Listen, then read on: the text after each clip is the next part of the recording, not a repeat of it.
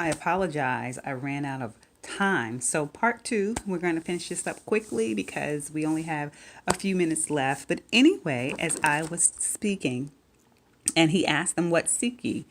Jesus did not turn them away. He did not say to them, "Where are you going? What do you want?" But he asked the question, "What seek ye?" It's something when you have an encounter with Jesus. He doesn't ask the typical questions. He knows you want something. So he wants to know, what do you want? Jesus is like that. He cares about your needs, your wants, your desires. He doesn't turn you away. Jesus loves you no matter where you are and who you are. When you are called by Jesus, when it's intentional, it does not matter your walk of life either. So these men, a little back history, they were fishermen, okay? They were fishermen. They were not smart or popular. So again, remember, this is intentional. So they tell him they want to know where he dwelleth, where's he living. He said unto them, "Come and see." They came and saw where he dwelt and abode with him that day, for it was about the 10th hour. Now, isn't that fascinating to you? They want to know where he's staying. Where does thou dwellest? That means, where are you staying? And he tells them to come and see. Again, look at Jesus. That's intentional to me. He didn't say, "Well, why do you want to know where I live? What? I don't know you." None of that. He said, "Come and see." In other words, follow me. Follow me. So they're following him. He knew they would be there when he walked by. Everything was intentional. Okay? And then one of the two heard John speak. One of the two which heard John speak, remember, John the Baptist, and followed him was Andrew, Simon Peter's brother. Let me read that again. One of the two which heard John speak and followed him was Andrew, Simon Peter's brother. He first findeth his own brother Simon and said unto him, "We have found the Messiah," which is being interpreted the Christ. So evidently there had been this conversation going on around all this time about Jesus. He was coming. They knew. They had been looking for him. So evidently when they heard that, that's why they got so excited, and they left immediately. They left John. Notice John the Baptist didn't even try to stop them.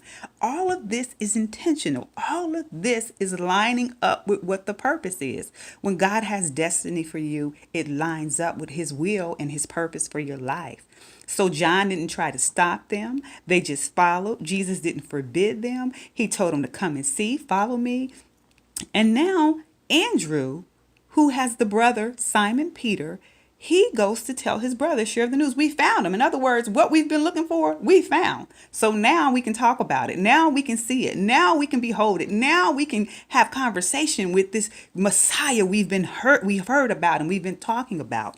So now he says, verse 42, he brought him to Jesus, and when Jesus beheld him, he said, "Thou art Simon, the son of Jonah. Thou shalt be called Cephas," which is by interpretation a stone. So now Jesus, before Simon Peter can say, "Hi, my name is Simon Peter, glad to meet you," Jesus immediately tells him who he is and who he is in Christ. Jesus he was intentional. Remember, he didn't wait for him to be introduced. He told him who he was and what his name was going to mean. Names are purposeful. They are purposeful and they are intentional, especially in this chapter in the book of the Bible. Your name is intentional anyway. It has purpose. But notice stone. The Bible says, "Upon this rock I'll build my church, and the gates of hell shall not prevail." He was talking about Simon Peter. He gave him the keys. They started the church, the apostles. They were called the disciples, followers of Christ. But when they became apostles, they were sent. They were sent to start the churches all throughout the countries all over the world. And Simon Peter was named the chief apostle. And it was not because he was the smartest. It was not because he had a degree. It's not because he was famous. God did not care about that. He had this already picked out before he came to fulfill his word that the Christ was coming. This was intentional with Peter. So Peter is now called a stone. And it's important that we understand that that they followed Jesus. They didn't hesitate. They followed Jesus. So they became Jesus's first disciples. Now, when Jesus calls you, will you know it? Will you be a follower of Christ?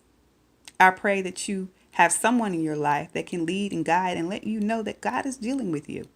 May the Lord encourage you this week and keep you. Take care till next time.